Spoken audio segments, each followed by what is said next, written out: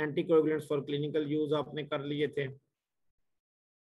अब दो चीजें आपकी रह गई हैं, एक थ्रोम्बोसाइटोपिनिया, उसकी कॉजेज वो आपको पहले भी मैं बता चुका हूँ, दूसरा है हीमोफीलिया, ठीक है। और उसके बाद हम पढ़ेंगे कोएगुलेशन प्रोफाइल, जो कि टेस्ट आप यूज करते हो, जैसे ब्लीडिंग टाइम है, क्लॉटिंग टाइम है। ब्लीडिंग टाइम किसको रिप्रेजेंट करता है, क्लॉटिंग टाइम किस को रिप्रेजेंट करता है। Clotting time basically clotting factor को रिप्रेजेंट करता है, और ब्लीडिंग टाइम बेसिकली कौन से सेल्स को प्रेजेंट करता है, प्लेटलेट्स को, ठीक है। प्रोथ्रोम्बन टाइम क्या होता है, PNR क्या होता है, आज हम ये बात करेंगे। फिर आपको मैं ब्रेक दूंगा 15 मिनट की, और फिर हम ग्रुप स्टार्ट करेंगे। चलें जी, एहसन मेरा ख्याल है आज तो माशाल्लाह आ गया हुआ है। एहसन हो? चलो यस सर। तो बेटा मुझे बता देना जब स्क्रीन आपको नजर आ जाए, तो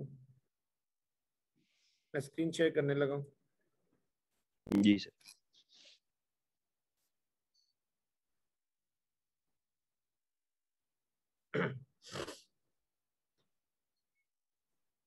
जी एहसन। Yes sir show. चलें ये तो हमने कर लिया था कि लाइसिस ऑफ ब्लड या प्लाज्मिनोजन एक्टिवेटर सिस्टम, और ये भी साथ कहा था कि ये बहुत इंपॉर्टेंट है आपका। ये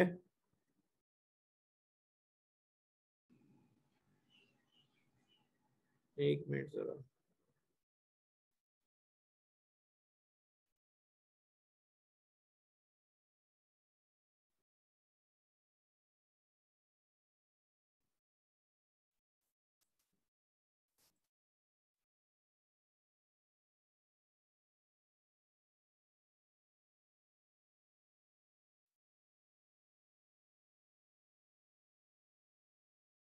हमने ये एंटीकोएगुलेंट्स की भी बात कर ली थी कि नेचुरल एंटीकोएगुलेंट्स कौन से होते हैं, क्लिनिकली आप कौन से यूज करते हो, और आउटसाइड द बॉडी कौन कौन से होते हैं जो लैब्स में आप यूज करते हो, हेपरिन करते हो, ऑक्सलेट वगैरह करते हो। फिर हमने विटामिन के डिपेंडेंट फैक्टर्स की बात की थी कि विटामिन के किन फैक्टर्स को चाहिए मेच्योरिटी शो करने के लिए या मेच्योर होने के लिए, तो वो 2, 7, 9, 10 है। अगर ये मेच्योर नहीं होंगे तो आपकी क्लॉटिंग तो नहीं होगी ना। उसके अलावा प्रोटीन सी और प्रोटीन एस भी इस पे डिपेंड करता है। इसमें प्रोटीन एस नहीं लिखा, आप बेशक ऐड कर लो, प्रोटीन सी, प्रोटीन एस, ठीक है। और उसके अलावा 5, 8 और 12 फैक्टर भी।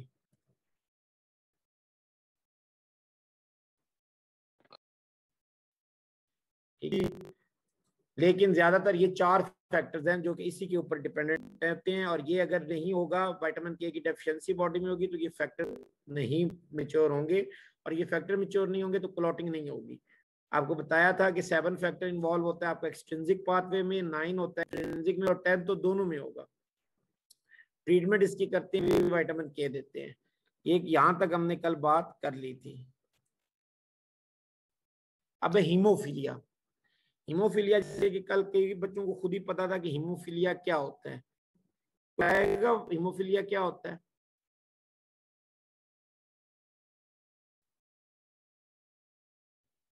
सर जैसे ब्लड क्लॉटिंग फैक्टर्स में सर कोई प्रॉब्लम होता है और सर ब्लड क्लॉट नहीं करता था। बस ये बात याद रखना कि ये क्लॉटिंग डिसऑर्डर है, इसमें कौन फैक्टर की डेफिशिएंसी है। आगे चल के हम बात करेंगे कौन कौन से फैक्टर की। हीमोफीलिया की 3 टाइप्स होती हैं। एक क्लासिकल हीमोफीलिया होता है, हीमोफीलिया ए कहते हैं उसको, क्लासिकल भी कह सकते हैं, क्लासिक भी कह सकते हैं, हीमोफीलिया ए भी कह सकते हैं। उसमें फैक्टर 8 की डेफिशिएंसी। फिर आगे ऐसे ही चलते जाओगे तो आपका एक आ जाता है हीमोफीलिया जिसमें फैक्टर 9 की डेफिशिएंसी है। एक आ जाता है हीमोफीलिया जिसमें फैक्टर 11 की डेफिशिएंसी है, ठीक है जी। इन्वेस्टिगेशन इसकी कराओगे तो इसमें ब्लीडिंग टाइम में भी नॉर्मल प्रोलॉन्ग, इसमें ब्लीडिंग टाइम इफेक्ट नहीं होगा क्योंकि ये ब्लीडिंग डिसऑर्डर है जरूर है, लेकिन ये क्लॉटिंग की वजह से ब्लीडिंग नहीं रुक रही। इसमें प्लेटलेट्स की कमी नहीं है, प्लग बन जाता है, ठीक है। तो इसलिए ब्लीडिंग टाइम वो प्लेटलेट्स को शो करता है। तो ब्लीडिंग टाइम जो होता है वो, इसमें क्लॉटिंग टाइम प्रोलॉन्ग हो जाएगा। और आप सीबीसी करवाओगे तो उसमें भी प्लेटलेट्स नॉर्मल आएंगे, ठीक है जी। सीबीसी के लिए करवाते हो आप, वो नॉर्मल आएगा, आपका ब्लीडिंग टाइम कराओगे वो नॉर्मल आएगा, क्लॉटिंग टाइम प्रोलॉन्ग आएगा, ठीक है जी। ये इसकी इन्वेस्टिगेशन है। ट्रीटमेंट अकॉर्डिंग टू, पहले तो ब्लड देते थे पहले जमानों में, अब तो होल ब्लड की जरूरत नहीं है, अकॉर्डिंग टू डायग्नोसिस। अगर फैक्टर 8 की डेफिशिएंसी है, इवन उसके मेजर और माइनर कंपोनेंट बात है, तो वो भी आप दे सकते हो, ट्रांसफ्यूज कर सकते हो, ठीक है। फैक्टर 9 की डेफिशिएंसी है, अगर आपको पता लग गया कि बी है तो आप 9 दे दो, ठीक है, अगर तो आप फैक्टर 11 दे दो, ठीक है। और फ्रेश फ्रोजन देते हो, ठीक है, प्लाज्मा प्रोटीन्स होती हैं उसमें फैक्टर्स होते हैं। तो ये हीमोफीलिया है। अब इसको एक दफा पढ़ लेते हैं। Hemophilia is genetically transferred through female chromosomes. इसके जीन्स जो है वो फीमेल क्रोमोसोम में लोकेटेड है and occurred more exclusively in male. Male में क्यों ज्यादा है अगर फीमेल क्रोमोसोम पे लोकेटेड है तो? सही, क्योंकि है ना, तो वहां पे एक भी अगर होगा डोमिनेंट होगा ये वेरी गुड, रिसेसिव होगा, क्योंकि मेल के पास एक एक्स क्रोमोसोम है और अगर उसके ऊपर ये आ जाएगा हीमोफिलिक तो फिर क्या होगा, वो हीमोफीलिया का पेशेंट बन जाएगा। लेकिन फीमेल का अगर एक पे आ भी जाएगा और एक पे नहीं होगा तो वो कैरियर के तौर पे एक्ट करेगी, ठीक है जी।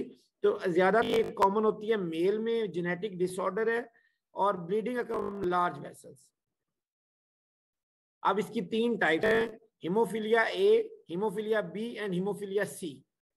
हीमोफीलिया ए को आप क्लासिकल और या क्लासिक हीमोफीलिया भी कहते हो। अब इसमें फैक्टर 8 की डेफिशिएंसी है।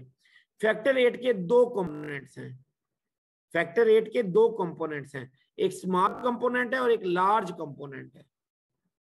अगर स्मॉल कंपोनेंट की डेफिशिएंसी है तो उसको आप हीमोफीलिया बोलोगे, अगर लार्ज कंपोनेंट की डेफिशिएंसी है तो वो वॉन विली ब्रांड डिजीज कहलाएगा, वॉन विली ब्रांड डिजीज। और ये ज्यादातर इंट्रिंसिक फैक्टर में इन्वॉल्व है। जैसे कल आपको मैंने रिपीट करके वो स्लाइड दिखाई जिसमें फैक्टर 8 एक्टिवेट होके फिर उस फैक्टर वो क्या नाम है फैक्टर 11 को कन्वर्ट करता है, फैक्टर 9 को 10 में, फैक्टर 9 के साथ 10 को एक्टिवेटेड 10 में कन्वर्ट करता है, ठीक है जी। फैक्टर 8 आपका इंट्रिंसिक पाथवे में ज्यादा इन्वॉल्व है, तो इसमें इंट्रिंसिक पाथवे इफेक्ट होगा, ठीक है जी।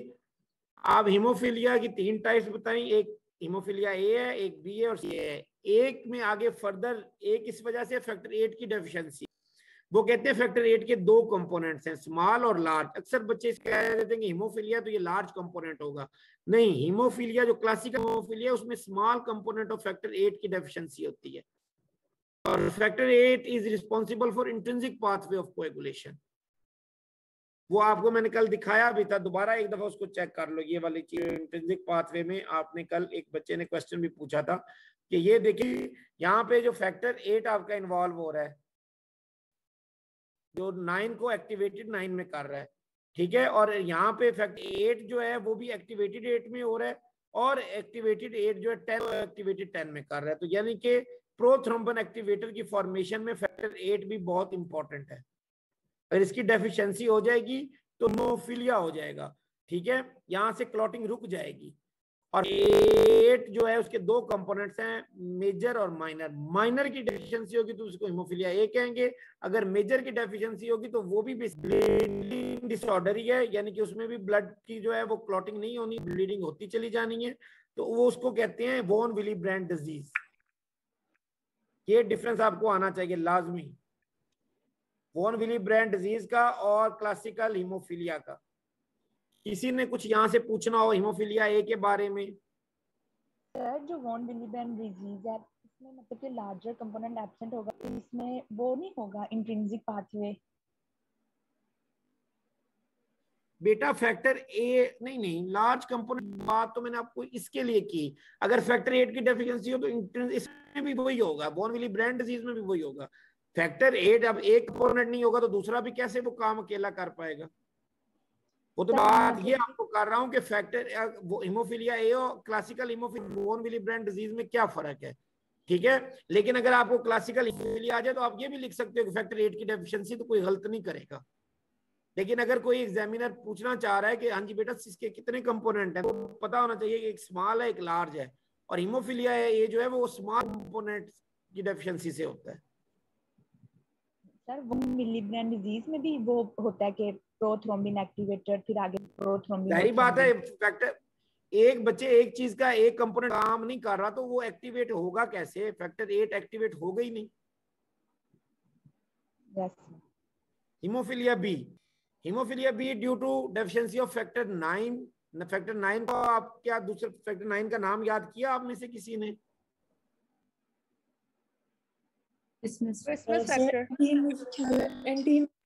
चलें, शाबाश, ये इजी नाम था, एंटी हीमोफिलिक बी, ठीक है, या एंटी हीमोफिलिक बी फैक्टर, ठीक है, चलो ये भी अच्छा किया आपने।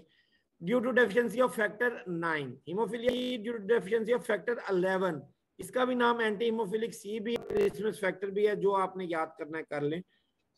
तो इस ट्रीटमेंट क्या है जी? पहले जमानों में तो होल ब्लड देते थे, अब प्यूरिफाइड फैक्टर्स हैं, ठीक है, जिसमें फैक्टर 8 भी आप दे सकते हो, रिकम्बिनेंट फैक्टर 8 स्मॉल और लार्ज कंपोनेंट दोनों होंगे, वो भी दे सकते हो। अब आपको पता चल गया कि बी की डेफिशिएंसी है तो फैक्टर 9 भी आप दे सकते हो, यहाँ ऐड कर लो। सी है, आपको पता लग गया कि हीमोफिलिया सी है जी, इसको 11 की डेफिशिएंसी है, तो आप फैक्टर 11 भी दे सकते हो। ये दोनों फैक्टर यहाँ पे ऐड कर लो आप।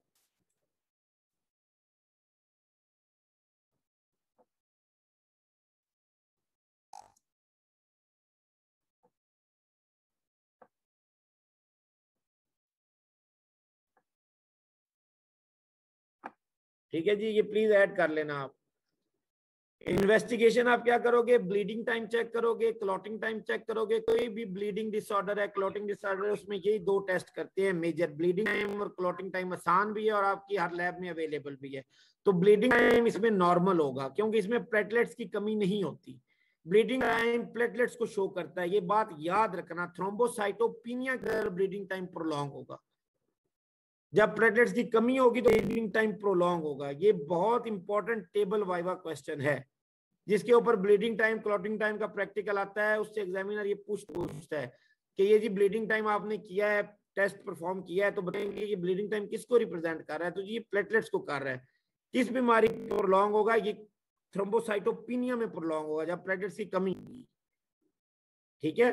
तो क्लॉटिंग टाइम जो है वो क्लॉटिंग फैक्टर्स को रिप्रेजेंट करता है। अगर क्लॉटिंग फैक्टर की डेफिशिएंसी है तो क्लॉट टाइम प्रोलॉन्ग होगा, चाहे उसमें प्लेटलेट्स नॉर्मल हो, ठीक है जी। ये बात याद रख लेना कि इन्वेस्टिगेशन ट्रीटमेंट हीमोफिलिया बहुत इंपॉर्टेंट है और इसका सिनेरियो आता होता है। इसमें आपको इन्वेस्टिगेशन और इसकी टाइप्स तो बिल्कुल नहीं भूलनी। ट्रीटमेंट आपके लेवल का नहीं है, वो तो फाइनल ईयर में आपको दोबारा करनी है, लेकिन ये है कि यहाँ पे पूछा जा सकता है, तो आपको इतना तो पता हो इस फैक्टर की डेफिशिएंसी वो फैक्टर लगाना है। थ्रोम्बोसाइटोपिनिया, दोबारा बात इसकी आ गई कि इसमें प्लेटलेट्स कम होते हैं। कितने कम होते हैं जी? नॉर्मल जो है वो 1,50,000 से 4,50,000 तक होंगे। अगर लेस देन 1,50,000 होंगे, यहाँ लिखी नहीं हुई वैल्यू, लेकिन नॉर्मल वैल्यू जो प्लेटलेट्स की होती है वो 1,50,000 में बार बार पीछे बता चुका हूँ। अगर लेस देन 1,50,000 होंगे तो उसको कहेंगे थ्रोम्बोसाइटोपिनिया, और इसमें स्मॉल वेसल से होती है, ठीक है, और स्मॉल वेसल से ब्लीडिंग की वजह से पंक्चुएट हेमरेज कहते हैं, ठीक है। पर्पलिश स्पॉट्स अपीयर हो जाते स्किन के ऊपर, क्योंकि स्मॉल वेस्कुलेचर जो है वो में से ब्लीडिंग होती है, तो पर्पलिश स्पॉट होते हैं, और इस स्पॉट्स की वजह से इसका नाम थ्रोम्बोसाइटोपिनिया परप्यूरा भी है। थ्रोम्बोसाइटोपिनिया परप्यूरा, परप्यूरा क्यों कहते हैं? क्योंकि पर्पलिश कलर के स्पॉट अपीयर हो जाते हैं सबक्यूटेनियसली, यानी कि स्किन के नीचे, क्योंकि स्मॉल वेसल्स रप्चर होती हैं इसमें प्लेटलेट की कमी की वजह से। और frequent bleeding occur when platelet decrease 50,000, जब 50,000 से कम प्लेटलेट्स होते हैं तो ज्यादा ब्लीडिंग स्टार्ट हो जाती है, ठीक है जी। तो यही डेंगू में यही होता है। डेंगू में थ्रोम्बोसाइटोपिनिया होता है, यानी कि प्लेटलेट्स कम होते हैं, और डेंगू हेमरेजिक फीवर तब हो जाता है जब 50,000 से भी नीचे हो जाते हैं, तो डिफरेंट जगहों से हेमरेज स्टार्ट हो जाती है, ठीक है जी। उससे पहले क्या होता है, 150,000 से नीचे जब 50 या 40,000 तक आते हैं तो वो क्या होता है कि पर्पलिश स्पॉट अपीयर होते हैं, इसलिए इसको थ्रोम्बोसाइटोपिनिया परप्यूरा भी कहते हैं।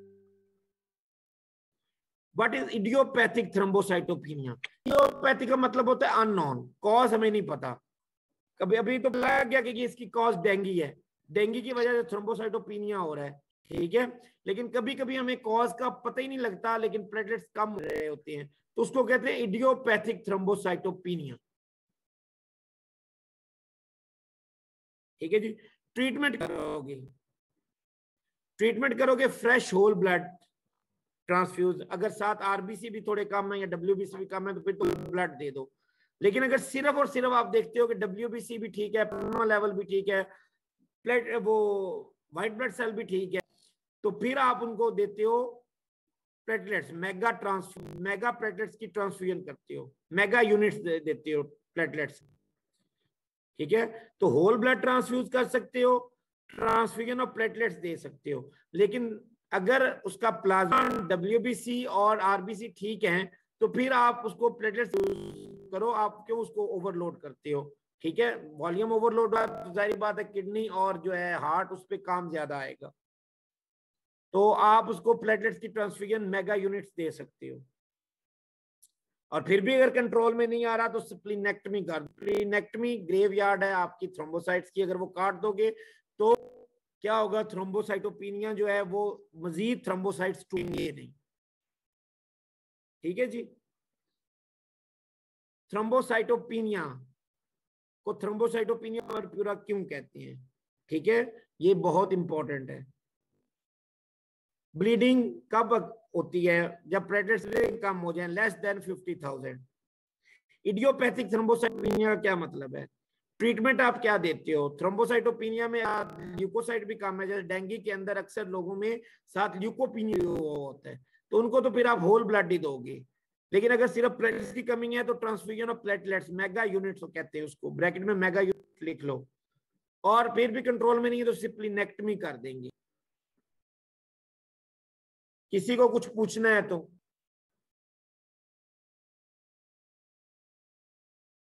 सर जी। सर ये जो है मतलब स्किन के नीचे होता है ना ब्लड वेसल्स रप्चर, तो फिर ये ब्लीडिंग आउटसाइड कैसे हो जाती है बेटा, अगर तो प्लेटलेट्स थोड़े कम है, मैंने आउटसाइड अभी नहीं बोला, अगर 50,000 नीचे हैं तो फिर हेमरेजिक फीवर, उसको डेंगू हेमरेजिक फीवर कहते हैं। ये तो बहुत माइन्यूट सी जो स्मॉल स्किन के नीचे वो रप्चर होती हैं, थ्रोम्बोसाइटोपिनिक परप्यूरा जब आप कहते हो उसको। तो जब बाकी वेसल्स भी हो जाती हैं और प्लेटलेट इतने कम हो जाते हैं तो फिर ये हेमरेजिक वो में आ जाता है।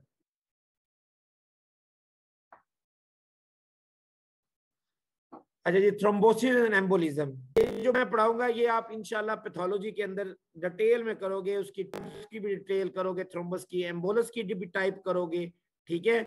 यहाँ क्योंकि ये बात आ रही है क्लॉट की बार बार, तो आपको थ्रोम्बस और एम्बोलस का पता होना चाहिए कि होता क्या है, ठीक है जी। Thrombus abnormal clot form in blood vessels, types arterial भी होता है, वीनस भी हो सकता है, यानी कि आर्टरीज के अंदर भी थ्रोम्बस की फॉर्मेशन हो सकती है, नॉर्मल क्लॉट फॉर्मेशन हो सकता है, ठीक है जी, और वीनस थ्रोम्बोसिस भी हो सकती है, यानी कि वीनस जो होता है वेन्स होती हैं उनके अंदर भी थ्रोम्बस बन सकता है। Thrombosis basically abnormal clot formed in blood vessels. और एम्बोलाई, अगर यही थ्रोम्बस जो है डिटैच हो जाए और फ्लोट करना शुरू कर दे ब्लड में तो उसको एम्बोलस कहते हैं। The floating clot is blood is known as emboli. बस ये आपको डेफिनेशन ही पता होनी चाहिए फिजियोलॉजी के अंदर, ठीक है। बाकी ये पैथोलॉजी के अंदर इसकी डिटेल आपको बताएंगे, थ्रोम्बोसिस क्या होता है, एम्बोलिज्म क्या होता है। तो थ्रोम्बस क्या है जी, abnormal clot formed in blood vessels. Types हैं दो, आर्टरीज और जो वेन्स के अंदर है, आर्टीरियल थ्रोम्बस और वीनस थ्रोम्बस। एम्बोलाई क्या है, फ्लोटिंग क्लॉट, ये क्लॉट डिटैच होकर अगर फ्लोट करना शुरू कर दे ब्लड के अंदर तो इसको एम्बोलाई कहते हैं। एग्जांपल इसकी है पल्मोनरी एम्बोलिज्म। अक्सर आपने ये सुना है कि कोरोना के पेशेंट में जब थ्रोम्बस बनता है तो वो जाके पल्मोनरी आर्टरीज के अंदर वो चला जाता है, पल्मोनरी आर्टरी तक पहुंच जाता है। तो वो कैसे पहुंच जाता है, वो फ्लोट करके पहुंच जाता है, वो फिर पल्मोनरी एम्बोलाई कहते हैं, पल्मोनरी एम्बोलिज्म, ठीक है। ये एक एग्जांपल है मैसिव पल्मोनरी एम्बोलिज्म, जब क्लॉट फ्लोट करके पल्मोनरी सर्कुलेशन तक पहुंच जाता है, पल्मोनरी आर्टरी आके ब्लॉक कर देता है, बनता वो कहीं और है, ठीक है, फ्लोट करके वो वहां पहुंचता है, तो उसको पल्मोनरी एम्बोलिज्म कहते हैं, ठीक है जी। थ्रोम्बस एम्बोलाई की डेफिनेशन आ जाएगी अब आपको। Yes sir.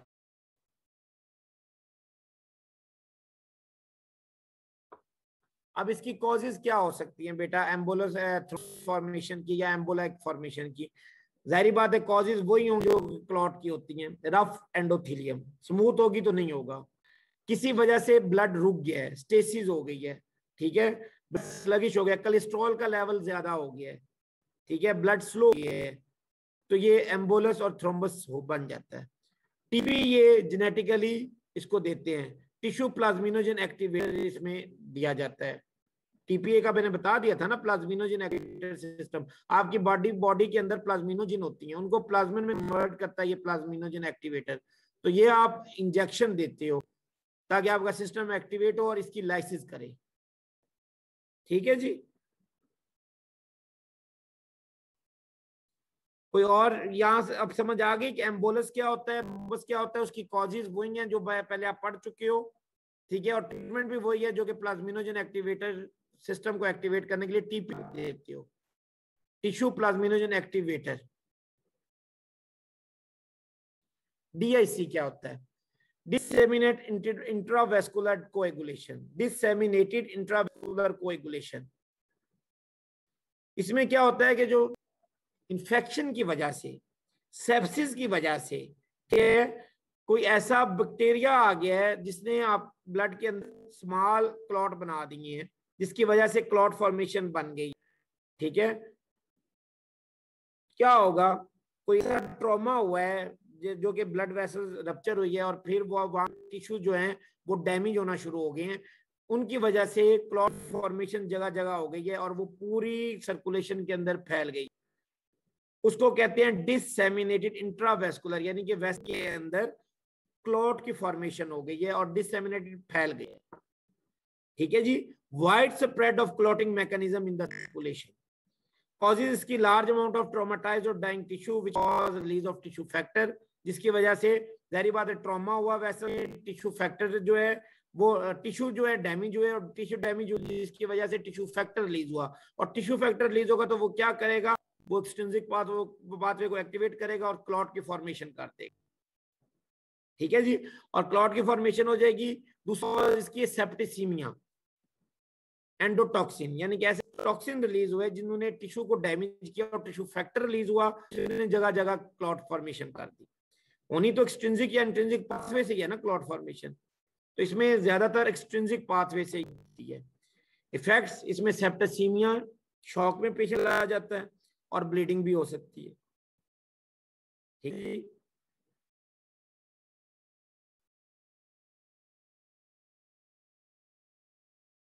अब लास्ट एक आपका जी blood coagulation test, blood coagulation test, इसमें जो भी मैंने आपको पढ़ाया इसमें सबसे ज्यादा इंपॉर्टेंट रहा थ्रोम्बोसाइटोपिनिया और आपका जो है वो हीमोफीलिया है। हीमोफीलिया में क्लॉटिंग टाइम प्रोलॉन्ग होता है, ठीक है, ब्लीडिंग टाइम नॉर्मल रहता है क्योंकि प्लेटलेट्स डिस्टर्ब नहीं होते, ब्लीडिंग टाइम प्लेटलेट्स को रिप्रेजेंट करता है। थ्रोम्बोसाइटोपिनिया में क्लॉटिंग टाइम जो है बल्कि ब्लीडिंग टाइम जो है वो प्रोलॉन्ग होता है क्योंकि प्लेटलेट्स जो है वो कम हो जाती है। और थ्रोम्बोसाइटोपिनिया को थ्रोम्बोसाइटोपिनिक परपुरा क्यों कहते हैं, परप्यूरा क्यों कहते हैं, इडियोपैथिक क्या होता है, ठीक है जी, उसकी ट्रीटमेंट कैसे की जाती है ये आपको आना चाहिए। फिर मैंने आपको बताया कि थ्रोम्बस एम्बोलस क्या होता है, उसकी कॉज क्या हो सकती है, उसकी ट्रीटमेंट क्या हो सकती है। फिर डीआईसी क्या है, डिसेमिनेटेड इंट्रावेस्कुलर कोएगुलेशन क्या होती है, इसकी क्या कॉजेज हो सकती हैं, ठीक है जी।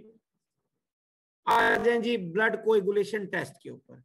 3 टेस्ट होते हैं जी मेन, ये एक ब्लीडिंग टाइम जो कि आप अपनी लैब में इंशाल्लाह जब आप ये लॉकडाउन के बाद आओगे तो हम कराएंगे, क्लॉटिंग टाइम ये भी हम कराएंगे, प्रोथ्रोम्बन टाइम ये हम कराएंगे नहीं, आपको वैसे बताया जाएगा, ठीक है जी।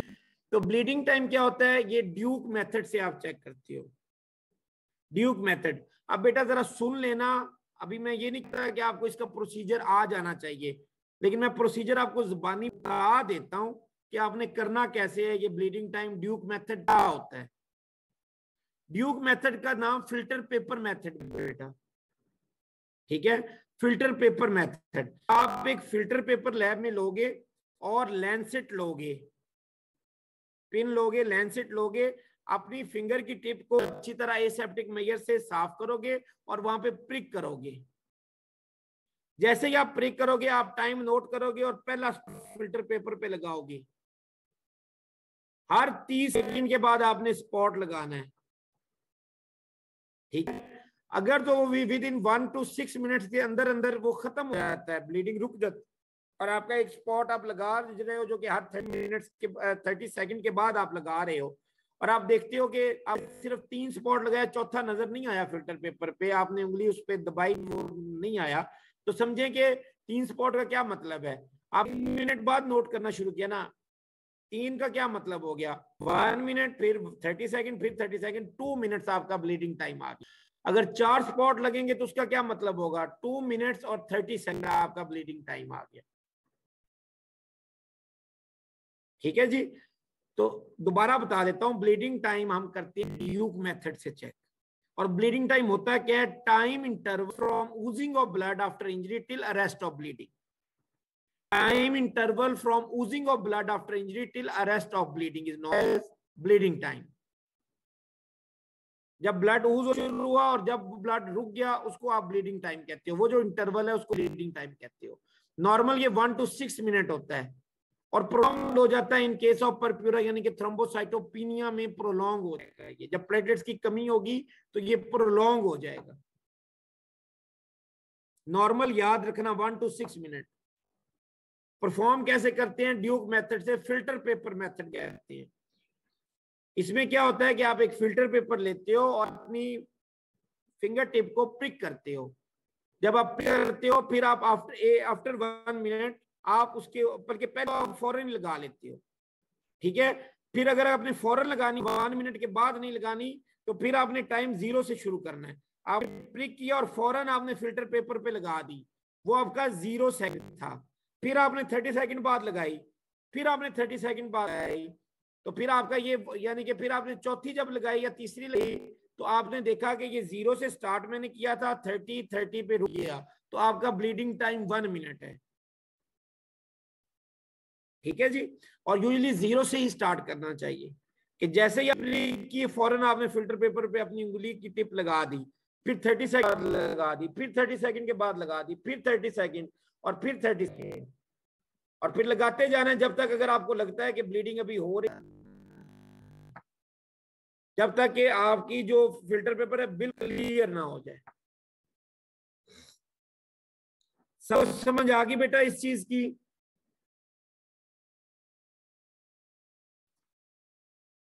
ब्लीडिंग टाइम मेथड या क्या होता है उसका समझ आ गई? आप इंशाल्लाह लैब में करोगे तो ये समझ आ जाएगी आपको। आप यहाँ पे सिर्फ थ्योरी के लिहाज से ये याद रखोगे, bleeding time, define bleeding time, time interval from oozing of blood to bleeding. Duke method से ये करते हैं, नॉर्मल 1 to 6 मिनट, प्रोलॉन्ग ये हो जाता है प्लेटलेट की डेफिशिएंसी में, थ्रोम्बोसाइटोपिनिया में। प्रोसीजर मैंने आपको बता दिया, लेकिन इंशाल्लाह जब आप अपने हाथों से करोगे तो मजीद क्लियर हो जाएगा। Clotting time, clotting time basically time from oozing of blood after injury till the formation of clot. वो तो था till the arrest of bleeding, ये है till the formation of clot. सारी बात है, ये ब्लीडिंग टाइम से ज्यादा होगा। नॉर्मल ये होता है 5 to 10 मिनट्स, और ये प्रोलॉन्ग हो जाएगा जब क्लॉटिंग फैक्टर की डेफिशिएंसी होगी इन केस ऑफ हीमोफीलिया। ठीक है जी। यानी कि क्लॉटिंग टाइम आप कौन से मेथड से करते हो, कैपिलरी ट्यूब मेथड, और ये time from oozing of blood after injury till formation of clot, वो टिल था अरेस्ट ऑफ ब्लीडिंग, और ये नॉर्मल होता है 5 to 10 मिनट्स, प्रोलॉन्ग हो जाता है हीमोफीलिया के अंदर, क्लॉटिंग डिसऑर्डर है। अब ये कैपिलरी ट्यूब मेथड क्या होता है, ये भी आप इधर परफॉर्म करोगे। इसमें भी क्या करते हैं, फिंगर टिप को एसेप्टिक मेजर से साफ करते हैं, फिर उसको प्रिक करते हैं। प्रिक करने के बाद आप एक स्मॉल कैपिलरी ट्यूब लेते हो और उसको कैपिलरी एक्शन के साथ आप फिल करते हो, फिल करके आप रख देते हो। ठीक है, और रखने के बाद आप हर 1 या 2 मिनट के बाद उसको तोड़ना एक साइड से शुरू करते हो, क्योंकि अभी आपको नहीं पता कि ये हमारा क्लॉटिंग टाइम क्या है। अगर आपको नॉर्मल याद है 5 to 10 मिनट, तो फिर तो आप 3 पहला जो आप तोड़ोगे तो आप 3 के बाद भी तोड़ सकते हो। ठीक है जी। तो 3 मिनट के बाद पहली दफा तोड़ोगे, फिर 4 मिनट के बाद तोड़ोगे, फिर 5 मिनट के बाद, फिर 6 मिनट के बाद, 7 मिनट के बाद, 8 मिनट के बाद तोड़ते जाओगे।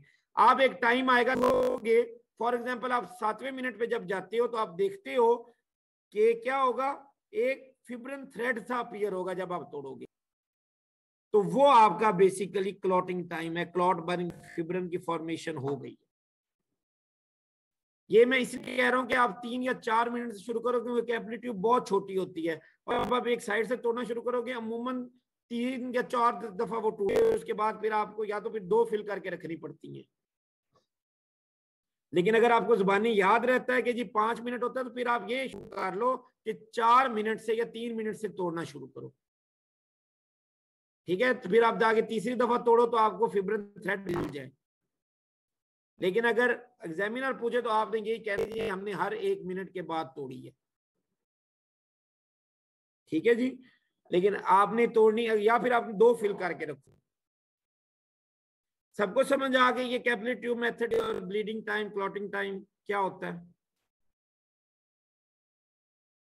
Yes sir. किसी में शाबाश, ठीक हो गया। इसको एक दफा पढ़ोगे, प्रैक्टिकल कॉपी भी पढ़ लेना अगर पढ़ना हुआ तो। लेकिन उसमें प्रोसीजर आपसे भी हम नहीं पूछेंगे क्योंकि अभी हमने आपको प्रोसीजर इसका कराया ही नहीं है। हम सिर्फ ये पूछेंगे define bleeding time, clotting time, और इसकी नॉर्मल वैल्यू क्या होती है, और इसकी किस कंडीशन में ब्लीडिंग टाइम प्रोलॉन्ग होता है, किस कंडीशन में क्लॉटिंग टाइम प्रोलॉन्ग होता है। क्लॉटिंग टाइम किसको रिप्रेजेंट करता है, ब्लीडिंग टाइम किसको रिप्रेजेंट करता है, ठीक है। प्रोसीजर भी आपसे नहीं पूछा जाएगा। अब है जी प्रोथ्रोम्ब टाइम, ये हम लैब में नहीं करवाते, लेकिन आपको सिर्फ इस थोड़ा सा हम बता देंगे कि ये होता क्या है। Time taken by the blood to clot after adding tissue thromboplastin. Tissue thromboplastin क्या है, फैक्टर 3 है। आप वो टाइम देखो कि जब आपने ड्रॉ किया, ठीक है, और उसमें आपने फॉर एग्जांपल टिश्यू थ्रोम्बोप्लास्टिन डाला तो वो क्लॉट कैसे हुआ। पहले तो उसमें आपने एंटीकोएगुलेंट को डालना है ना, ताकि पहले तो उसको क्लॉट ना हो। आपने सबसे पहले करना है कि ब्लड रिमूव करना है, तो उसमें आपने ऑक्सिलेट डाल देना है। ऑक्सिलेट क्यों डाला, ताकि आपकी कैल्शियम सारी जो निकल के उसके साथ रिएक्ट कर जाए और ब्लड क्लॉट ना हो, ब्लड पड़ा रहे। अब आपने उसको चेक करना है एक्सट्रिंसिक पाथवे के लिए, और एक्सट्रिंसिक पाथवे के लिए चेक करने के लिए आपको टिश्यू थ्रोम्बोप्लास्टिन फैक्टर 3 डालना होगा, जो कि फिर 7 को एक्टिवेट करेगा। आप फैक्टर 3 यानी कि टिश्यू फैक्टर, टिश्यू थ्रोम्बोप्लास्टिन डालोगे, साथ उसके कैल्शियम भी डालनी होगी। क्यों? क्योंकि पहली कैल्शियम तो आपकी ऑक्सिलेट के साथ रिएक्ट कर गई, कैल्शियम की कमी है, और कैल्शियम की कमी होगी तो भी टिश्यू थ्रोम्बोप्लास्टिन का फायदा नहीं है। तो आपने ये एक्सट्रिंसिक पाथवे एक्टिवेट कर दिया, देखा कि with in 10 to 12 second clot बन गया। ये है प्रोथ्रोम्बन टाइम। प्रोथ्रोम्बन टाइम बेसिकली चेक करता है एक्सट्रिंसिक पाथवे को, ये एमसीक्यू है। एक्सट्रिंसिक पाथवे को चेक करता है प्रोथ्रोम्बन टाइम, और नॉर्मल होता है 2 to 12 सेकेंड। और जितने भी फैक्टर इन्वॉल्व हैं, फैक्टर 7, 10, 1, 2, 5, जितने भी आपके एक्सट्रिंसिक पाथ में फैक्टर हैं, उनको भी चेक करता है कि वो आपकी बॉडी में इसका नॉर्मल काम कर रहे हैं। सिर्फ और सिर्फ आपने क्या किया कि ब्लड आपने ड्रॉ किया विद एसेप्टिक में, उसमें आपने ऑक्सिलेट डाल दिया। ऑक्सिलेट इसलिए डाला क्योंकि ब्लड तो अगर नॉर्मल बंदे का आप ले रहे हो तो वो फौरन क्लॉट कर जाएगा, आपको प्रोथ्रोम्बन टाइम चेक करना है। ऑक्सिलेट डाला तो कैल्शियम उसमें से निकल गया और वो एंटीकोएगुलेंट के तौर पे एक्ट किया, और ब्लड आपका वैसे ही पड़ा हुआ है, वो क्लॉट अब नहीं होगा। उसमें आपने टिश्यू फैक्टर लिया, टिश्यू थ्रोम्बोप्लास्टिन लिया, वो डाल दिया, लेकिन क्योंकि कैल्शियम आप पहले ही निकाल चुके थे तो कैल्शियम भी आपको साथ डालनी होगी। फिर आप देखोगे विद इन 10 to 12 सेकेंड आपका ब्लड क्लॉट हो जाएगा, क्योंकि ये एक्सट्रिंसिक पाथवे एक्टिवेट हो जाएगा। किसको ये समझ नहीं आई और किसको आ गई है?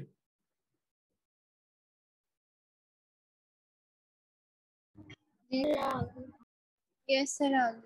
जी जैनब, आप जरा रिपीट करोगे, एक दफा देख के कर लो बेशक, बाकी ताकि बच्चे तुझे सुने। सर प्रोथ्रोम्बन टाइम का, हाँ जी हाँ जी, ब्लीडिंग क्लॉटिंग तो बहुत आसान है, और वो तो आपने मजीद आगे परफॉर्म भी करना है। सर ये वाला जो टाइम है ये बेसिकली प्रोथ्रोम्बन की जो कॉन्सेंट्रेशन होती है ब्लड में उसको इंडिकेट करता है कि कितनी है। शाबाश बेटा, साथ साथ मैं रिपीट करता जाऊंगा। प्रोथ्रोम्बन टाइम जो है ये प्रोथ्रोम्बन की फॉर्मेशन यानी कि क्लॉट की फॉर्मेशन के लिए होता है कि कब क्लॉट बनेगा, और ये एक्सट्रिंसिक पाथवे के लिए होता है। नॉर्मल ये 10 to 12 सेकेंड है। जी बेटा, प्रोसीजर। जी सर, इसके अंदर जब ब्लड लेते हैं तो सबसे पहले हम उसके अंदर एंटीकोएगुलेंट डालते हैं जो कि ऑक्सिलेट होता है, और वो इसलिए डालते हैं ताकि सारा कैल्शियम है ब्लड के अंदर वो उसके साथ में रिएक्ट कर जाए।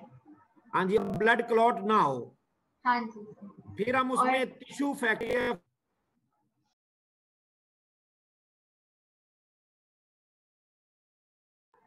जी सर मैं ही बताऊंगी, आप बोल रहे थे तो मैंने इसलिए।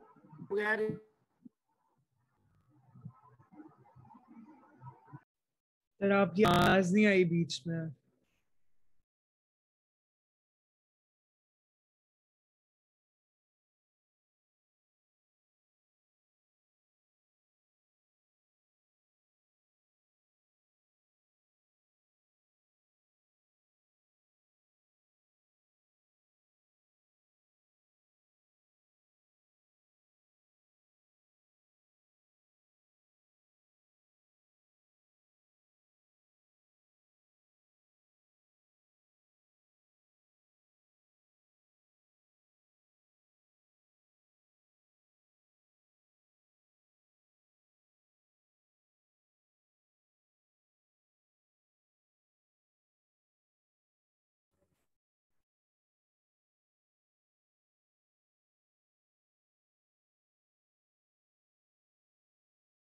बेटा आवाज आ रही है? जी सर। चले, इंटरनेशनल नॉर्मलाइज्ड रेशियो की बात हम कर रहे हैं कि ये बेसिकली रेशियो होती है पेशेंट का प्रोथ्रोम्बन टाइम जो आपने परफॉर्म किया डिवाइड बाय नॉर्मल। ठीक है जी, तो ये इसकी वैल्यू है कि 1 to 2। फॉर एग्जांपल पेशेंट का जो है आ गया 12, नॉर्मल जो होता है आपने, बल्कि पेशेंट का आप समझ के एक पेशेंट है, मरीज है, उसमें प्रॉब्लम है, उसका प्रोथ्रोम्बन टाइम प्रोलॉन्ग है 14 है, और नॉर्मल आपने ले लिया 10 या 11, 10 to 12 होता है ना, तो रेंज 11 ही बनती है। ठीक है, तो उसको आपने डिवाइड करना है, तो वो बताना है कितना है। अगर तो वो 2 से ज्यादा है तो INR समझो कि सॉरी 2 से ज्यादा नहीं, ये 1.3 से ज्यादा को भी आप कंसीडर करते हो कि ज्यादा है। ठीक है, लेकिन इसकी रेंज 1 to 2 लिखी हुई है बुक में। नॉर्मल जो INR है वो 0.1 से 1.3 होता है। ठीक है, 1.3 से ज्यादा है तो क्या होगा, और 0.9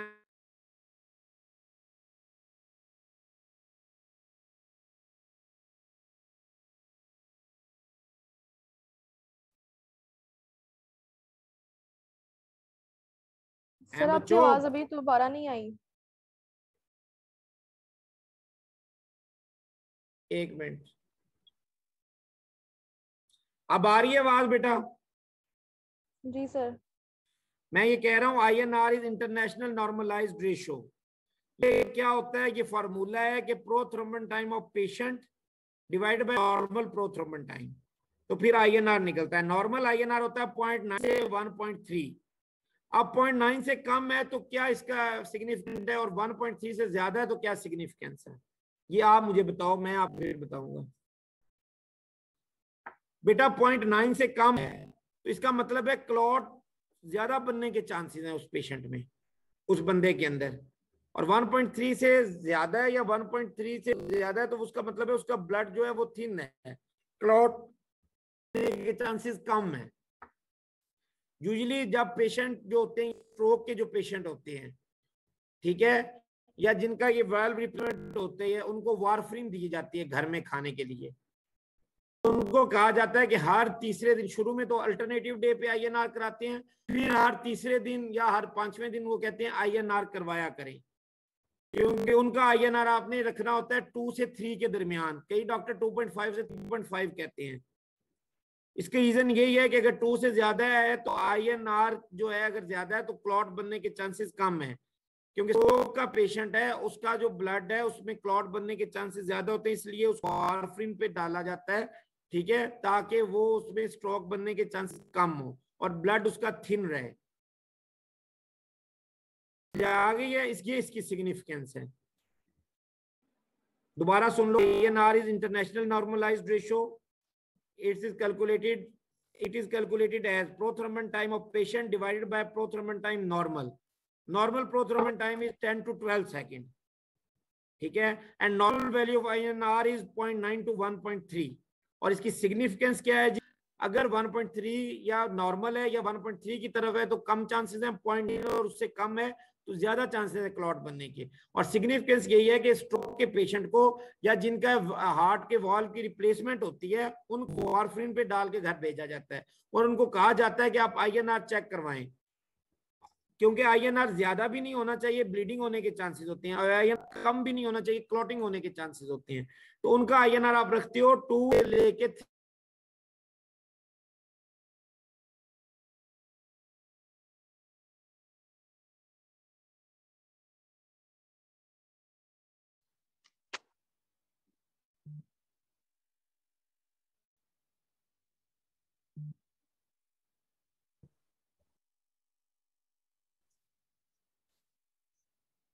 जी ये क्या मोहम्मद मुस्तजाब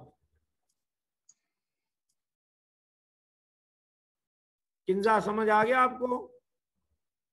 यस सर। जी सर क्लियर हो गया। अच्छा सर जब भी हीमोफीलिया होगा तो 1.3 से ज्यादा होगा ना, बिकॉज उसमें भी हीमोफीलिया होगा, क्या होगा हीमोफीलिया के लिए? ये आईएनआर है तो ही नहीं नॉर्मल टाइम।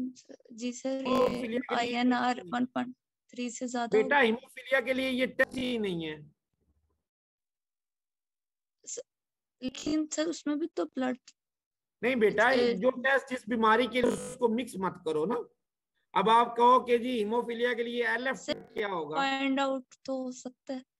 नहीं, इससे जी सर फाइंड आउट ठीक है। बिल्कुल हीमोफीलिया नहीं होगा आपका।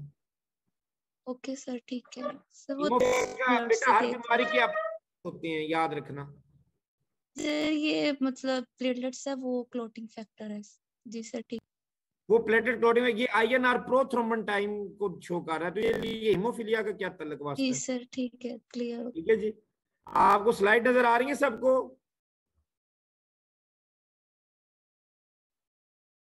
Yes sir. Yes sir. अब दूसरा टेस्ट आ गया, वो तो था प्रोथ्रोम्बन टाइम। ये पार्शियल थ्रोम्बोप्लास्टिन टाइम या activated partial thromboplastin time, APTT. वो एक्सट्रिंसिक पाथवे के लिए था, ये इंट्रिंसिक पाथवे के लिए और कॉमन पाथवे के लिए होता है। ये भी एमसीक्यू है कि एक्सट्रिंसिक के लिए कौन सा है? प्रोथ्रोम्बन टाइम, और इंट्रिंसिक के लिए पार्शियल थ्रोम्बोप्लास्टिन टाइम।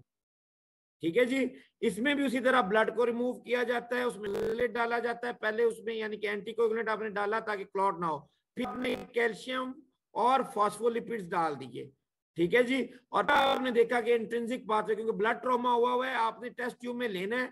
बल्कि आप एक और भी बात मैं आपको बताऊं, अगर उसमें आप ऑक्सीलेट नहीं भी डालेंगे, सिर्फ ब्लड लेके टेस्ट ट्यूब के कंटेक्ट का फैक्टर 12 एक्टिवेट हो जाएगा, और आप नोट करोगे कि विद इन 25-30 सेकंड उसका क्लॉट फॉर्मेशन हो गया है। लैब के अंदर आप ये ऊपर वाली चीज शक ना करो कि ऑक्सीलेट डालो पहले, उसके डालो, फिर दोबारा में उसमें फिर दोबारा कैल्शियम डालो। क्या जरूरत है बाद में कैल्शियम डालने की?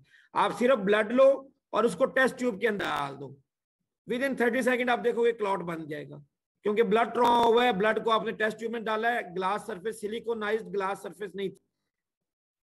ठीक है, ग्लास सरफेस के साथ उसका फैक्टर 12 एक्टिवेट हो गया। तो ये है पार्शियल थ्रोम्बोप्लास्टिन टाइम। इसके दोनों ये मेथड हैं, जो आपको पसंद है आप कर लो, बल्कि आपको वो बेहतर है कि आप यही बताओगे जी हमने ब्लड निकाला, ब्लड ड्रॉ किया और ब्लड को हमने टेस्ट ट्यूब डाल दिया, ग्लास सरफेस के साथ कांटेक्ट हुआ तो फैक्टर 12 एक्टिवेट हुआ, फैक्टर 12 हुआ तो इंट्रिंसिक पाथवे एक्टिवेट हुआ और विद इन 30 सेकंड क्लॉट की फॉर्मेशन हो गई। और उससे आपने सारे वो फैक्टर चेक कर लिए कि नॉर्मल है। अगर 30 सेकंड तक उसका पीटीटी आ जाता है तो आप समझ जाओ कि उसके सारे फैक्टर जो इंट्रिंसिक पाथवे में थे वो नॉर्मल है, 12, 11, 10, 9, 8, 5। ठीक है, और अगर इसमें प्रोलॉन्ग आता है, फॉर एग्जाम्पल 50 सेकंड पे जाके क्लॉट होता है, तो कहीं ना कहीं अबनॉर्मैलिटी है इंट्रिंसिक पाथवे में। ठीक है जी, किसी को कुछ पूछना है तो? सर सिलिकोनाइज के अलावा अगर हम टेस्ट यूज करें फिर तो हमें वो ऑक्सलेट डालने पड़ेंगे और कैल्शियम देनी पड़ेगी। डालनी पड़ेगी, आपने यही तो चेक करना है, क्लॉट ही तो बनाना है। ये आप बल्कि रुक, मैं आपको ना, क्योंकि कंफ्यूजन ही ना रहे, ये एक मेथड खत्म। लो जी,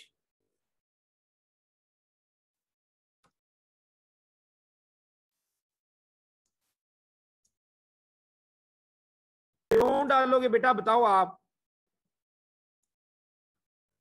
क्यों डालोगे जल्दी बताओ? क्लॉट ही तो आपने देखा कि टेस्ट ट्यूब में आपने क्लॉट डाल दिया। यस तो ब्लड ट्रॉमा हुआ और टेस्ट ट्यूब के क्लॉट की फॉर्मेशन होगी, विद इन 30 सेकंड आपका पाथवे चेक हो गया। सर वो तो हम इसलिए डालते ताकि क्लोट ना हो, लेकिन यहाँ हमने क्लोट ही चेक करना। एंटीकोएगुलेंट पहले डाल के उसको देखा, फिर उसमें आपने प्रोथ्रोम्बिन डालना था, यानी कि टिश्यू फैक्टर डालना था। इसमें तो आपको डालने की जरूरत ही नहीं है कोई फैक्टर, ग्लास सरफेस के साथ ही वो एक्टिवेट हो जाएगा। ठीक है, अब आप जो दिल करे आप इसके लिए प्रोसीजर देख सकते हो, लेकिन इसके प्रोसीजर से ज्यादा आपको पता होना चाहिए कि ब्लीडिंग टाइम किसको रिप्रेजेंट करता है, क्लॉटिंग टाइम किसको रिप्रेजेंट करता है, प्रोथ्रोम्बन टाइम, पार्शियल थ्रोम्बोप्लास्टिन टाइम। ठीक है, और इनकी नॉर्मल वैल्यूज क्या होती है, इनसे कौन कौन से फिर इंट्रिंसिक पाथवे के चेक हो जाते हैं और एक्सट्रिंसिक पाथवे के चेक हो जाते हैं, IN क्या होती है। ठीक है जी, चलें बेटा, ये यूनिवर्सिटी क्वेश्चंस हैं आपके, इनको आप एक दफा देखोगे, ये आपकी असाइनमेंट है। अगर आप चाहते हो कि आप जो यही अभी बैठ के करना चाहते हो तो आपको मैं आधा घंटा दे दूं, आप यहीं बैठ के लिख लो, ताकि आप 2 बजे के बाद हम फिजियोलॉजी ना पढ़ो, एनाटॉमी पढ़ो।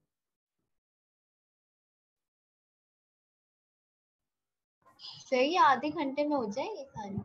बेटा एक एक वर्ड लिखना है, ये 2 सिनेरियो तो बहुत ही छोटे हैं, आधे घंटे में हो जाएंगे। मजीद कल मैं अपने लेक्चर में करवा लूंगा, कोई मसला नहीं, कल भी तो मेरे दोनों लेक्चर हैं, उसमें मैंने रिवीजन नहीं करानी है। चलें, आपको इसका टाइम हम कल सुबह तक दे देते हैं। ठीक है, आप जितना भी कर सकते हो, मैं अब 9:30 दोबारा लिंक भेजूंगा और मैं ब्लड ग्रुप कराऊंगा। उससे पहले इसको एक दफा रीड कर लो, अच्छी तरह पढ़ लो, जो समझ नहीं आ रही वो मुझसे पूछ लो। कल जब आपका 8 बजे लेक्चर होगा और 8 से 9 या 9:30 तक आपको टाइम दिया जाएगा, आप बैठ के ये लिख लेना। अभी आप ये क्वेश्चन अच्छी तरह से पढ़ो और इनके आंसर देखो कि आपको आते हैं या समझ आ गई है कि नहीं आई, वो मेरे से पूछ सकते हो आप। सर अगला लेक्चर 9:30 पे होगा? जी बेटा, 9:30 से 10:30 होगा मेरा लेक्चर, 1 घंटा, और उसके बाद आपका सेशन है प्रिंसिपल साहब के साथ। वो मैं आपको लिंक मैं ही भेजूंगा, 11:15 बजे आपको भेजूंगा और आप 11 बजे ज्वाइन करोगे। वो सिर्फ आधे घंटे का सेशन है जी। 8 o'clock नहीं है क्लास कल? बेटा मैंने कल की तो बात ही नहीं की, बात मैं आज की कर रहा हूं। कल 8 बजे ही क्लास है, 8 से लेके कल मैं कह रहा हूं कि ये क्वेश्चन एक दफा पढ़ लो अच्छी तरह से। अगर समझ नहीं आई तो मेरे से अगले लेक्चर में पूछ लेना कि सर ये क्या है, ये क्या है। और कल आपको 8 से लेके 9:30 तक 1.5 घंटा आपको दिया जाएगा, या 1 घंटा दिया जाएगा, और उसी 1.5 घंटे के अंदर आपने ये सबमिट करवाने हैं। Okay sir. ठीक है, और अब 9:30 आप सबमिट करवा लोगे, फिर डॉक्टर फहीम या डॉक्टर सादिया से एक बंदा, क्योंकि मेरा कल लेक्चर है 2nd ईयर का, आपको वो इंस्ट्रूमेंट दिखा देंगे जो आपको मैंने 7-8 कल मैंने ग्रुप में मैसेज किए थे ना, वो इंस्ट्रूमेंट आपको दिखा दिए जाएंगे वीडियो के अंदर। ठीक है, समझ आ गई? अब प्लीज आप बैठ के, मैं अब आपको दोबारा 9:30 बजे लिंक भेजूंगा, आपके पास 25 मिनट हैं, इन क्वेश्चंस को अच्छी तरह से देख लो, समझ लो, कोई नहीं समझ आ रही तो वो मेरे से पूछ लो। ठीक है, और फिर बेशक आप घर में जाके इसको मत पढ़ना, आप एनाटॉमी पढ़ना। आप कल जो है मेरे लेक्चर के अंदर 8 से लेके 9:30 बजे को अच्छी तरह से समझ के पढ़ के लिखना, ये मैं कह रहा हूं। और आज की मैं बात कर रहा हूं कि मैं 9:30 बजे लिंक भेजूंगा, 11:15 तक 1 घंटे 15 मिनट का मेरा लेक्चर होगा, और उसके बाद आपको दोबारा प्रिंसिपल साहब का लिंक भेजा जाएगा, जो आपके साथ मीटिंग होगी 11 बजे 15 से 20 मिनट की। ठीक है, फिर बायो का लेक्चर अपने टाइम पे ही होगा। चलें जी, अब आपको मैं 9:30 लिंक भेजूंगा, प्लीज दोबारा दूसरा लेक्चर ज्वाइन कीजिएगा।